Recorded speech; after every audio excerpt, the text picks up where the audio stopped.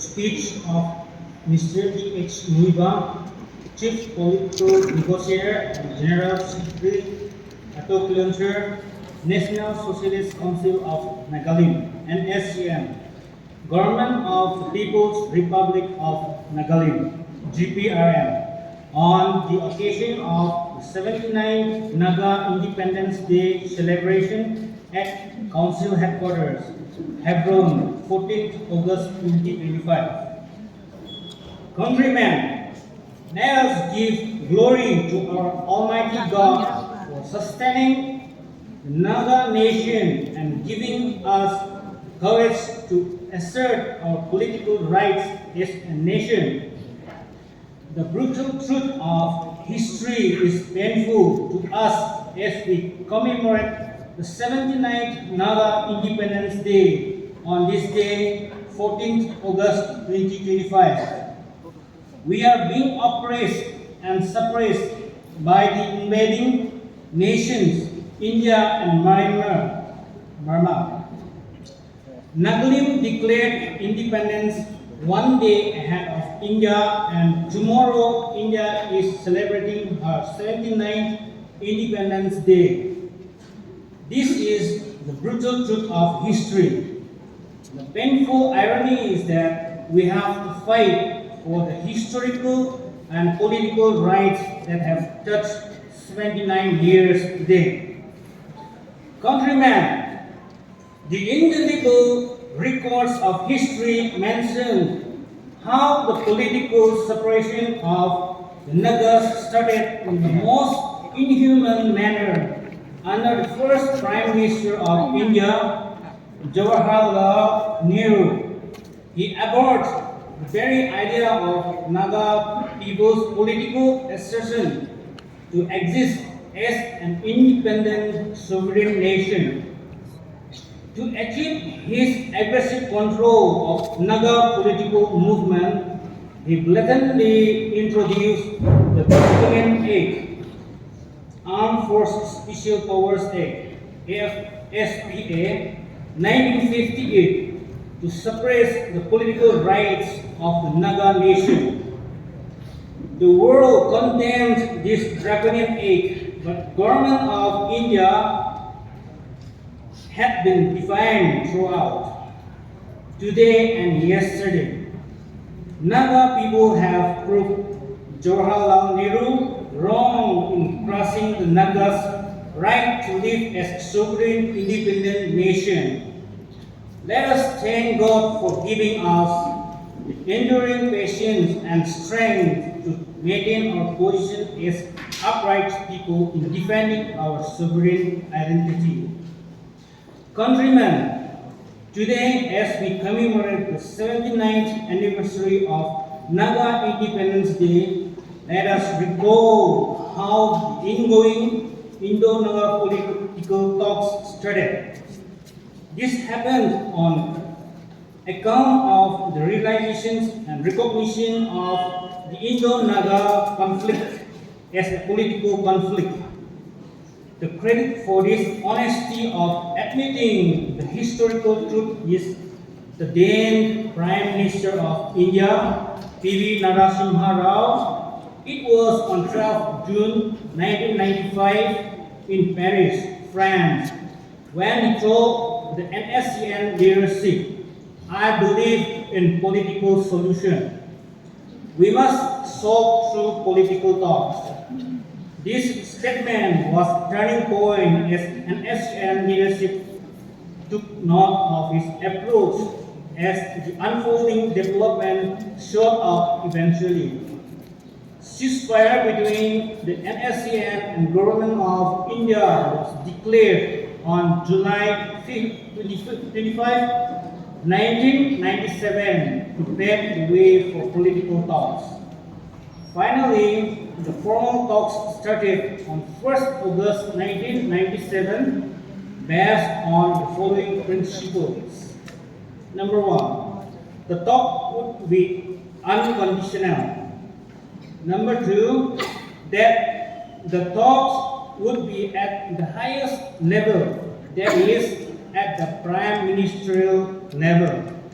Number three, that the talks would be somewhere outside India in a third country. Countrymen, I have to point out the brutal truth of Indo-Naga political talks that has crossed 500 rounds held in a third and neutral country in India and in Nagaland. Let us remind ourselves that the military confrontation with India and Burma, Myanmar, was provoked because Nagaland nationalism was treated as secessionist, and Nagas were blamed for disturbing the law and order of India and Burma, Myanmar, thereby posing a threat to their national security. However, with the signing of the Amsterdam Joint Communique of July 11, 2002, and the Framework Agreement of August 3, 2015, in the current political peace process, the Government of India recognized and rectified the contentious issues on Nagaland history and sovereignty, and expressing regret over the misunderstanding, recognized and acknowledged the unique history and positions of the Nagas' sovereign power. In the Framework Agreement of 3rd August 2015, both the parties mutually agreed that an enduring, inclusive, new relationship of peaceful coexistence of two entities can be realized by honoring the letter and spirit of the Amsterdam Joint Communique of July 11, 2002 and Framework Agreement of 3rd August 2015. Countrymen, let us understand that the labor and efforts invested in the Indo-Naga political negotiation has led to the signing of the Amsterdam Joint Communique of July 11, 2002 and the Framework Agreement of August 3, 2015. This is no small achievement. I believe that the political space and the opportunity given by the Indo-Naga political peace process and the signing of these two agreements must be harvested in order to conclude a negotiated political settlement. Countrymen, as we commemorate the 79th Nagaland Independence Day and celebrate the milestones achieved with the signing of the Amsterdam Joint Communique of July 11, 2002 and the Framework Agreement of 3rd August 2015, we are reminded that this achievement is a result of the seed planted by our past Naga leaders T. Aliba Imti, Azit Fizo, T. Sakri, Sketo Su, Kodao Yantan, Isaac Sisisu, and several others who have stood uprightly for the Nagaland history and sovereignty. The leaders of India, including Mahatma Gandhi, Sri Rajagopalachari, P.V. Narasimha Rao, H.D. Devi Gowda, I.K. Gujral, Atal Bihari Vajpayee, Dr. Manmohan Singh, and Narendra Modi, whose understanding and counsel on the Indo-Naga conflict also guided the course of the history and have enabled the official signing of the Amsterdam Joint Communique of July 11, 2002 and the Framework Agreement of 3rd August 2015 between the Government of India and the NSCN. In this regard, due acknowledgement must also be given to the representatives of the Government of India for the Indo-Naga peace talks for their conclusive contribution towards the signing of the two historic agreements, including Swaraj Kaushal, K. Padmanabhaya, Oscar Fernandez, former Union Minister R.S. Pandey, and R.N. Ravi. We also fully acknowledge the role of individuals like the noted human rights lawyer and activist Nandita Hector and others like Michael C. Van Wold Van Praag of Kridham as third-party negotiator. They helped sustain the Indo-Naga peace process in difficult times. Countrymen, we are also thankful and indebted to the international organizations who acted as the main pillars in our international campaign on Nagalim, and such support have contributed to signing of the ceasefire on July 25, 1997, and the start of the Indo-Naga peace process between the government of India and NSCN from the 1st August 1997. In this regard, mention may be made of organizations like the Society for Threatened People, International Work Group for Indigenous Affairs, is IWGIA, KWIA, Support Group for Indigenous Peoples, Unrepresented Nations and Peoples Organization, UNPO, and several others. The United Nations and its various human rights mechanisms, including the United Nations Working Group on Indigenous People, UNWGIP, Permanent Forum, the UN Subcommission on the Promotion and Protection of Human Rights within the ECO SOC, and others provided the much needed platform for the NSCN and the Naga civil societies to highlight Nagalim situations to the international audience.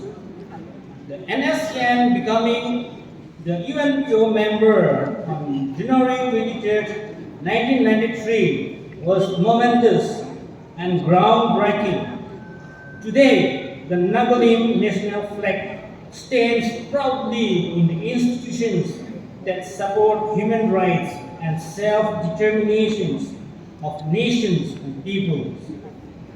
Countrymen, to the Naga tribes and civil society organizations from different places in India and Burma, Myanmar, I cannot thank them enough for their selfless service and cooperation against all odds as they stood up firmly to the occasions in times of conflict and peace. In this regard, please allow me to acknowledge all the Naga civil societies like Nagahoho, Eastern Nagaland People's Organization, ENPO, Tirap Changlang Longding People's Forum, GCLPF, Global Naga Forum, GNF, United Naga Council, UNC, from South Nagalim and Naga tribe organizations from Myanmar, Naga People's Movement for Human Rights, NPMHR, Naga women organizations, including the Naga Mothers Associations, NMA, Naga Women's Union, NWU, Manipur, the Students' Fraternity, including the Naga Students Federation, NSF, all Naga Students Associations, Manipur, NSAM, Naga Students Union, Delhi, Shillong, Tirap, Changlang, Longding, Dimapur, Naga Student Union, NSU, Eastern Naga Students Federation, ENSF, and Naga Students Organization, NSO, Myanmar, etc. Last but not the least, we are thankful to several individuals, organizations, and committed well-wishers from the mainland India and elsewhere, wherever they are, for their unwavering and unfailing support to the Indo-Naga peace process. Countrymen, kindly allow me to remind ourselves today on this occasion of historic 79th Nagalim Independence Day commemoration, the 23rd year of signing of Amsterdam Joint Communique of July 11, 2002, and the 10th year of the signing of the Framework Agreement of 3rd August 2015. Significantly, this agreement speaks loud and clear that Nagas are not those people.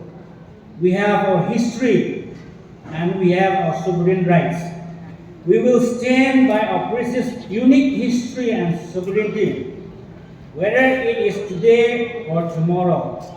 We do not demand anything from India and Burma, Myanmar, but we declare and proclaim what is rightfully ours.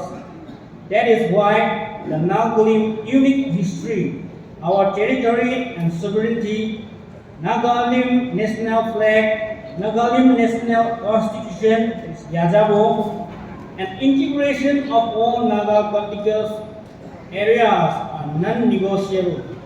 Hence, if India and Burma respect the history of the Nagas, we will respect theirs 10 times more. Countrymen, I am proud that we have not forgotten the condition upon which God had given liberty to mankind, that is to maintain eternal vigilance. Because the enemy would not raise in order to destroy the God-given history of Naga nation, Nagalim. Countrymen, in keeping with the spirit of Nagalim Independence Day commemoration, hoisting our national flag, we must take a stand in our hearts to have the courage to maintain freedom in the mind, faith in the words, and pride in our hearts, and honor our Creator God. Kugnali, Sri H. Thank you.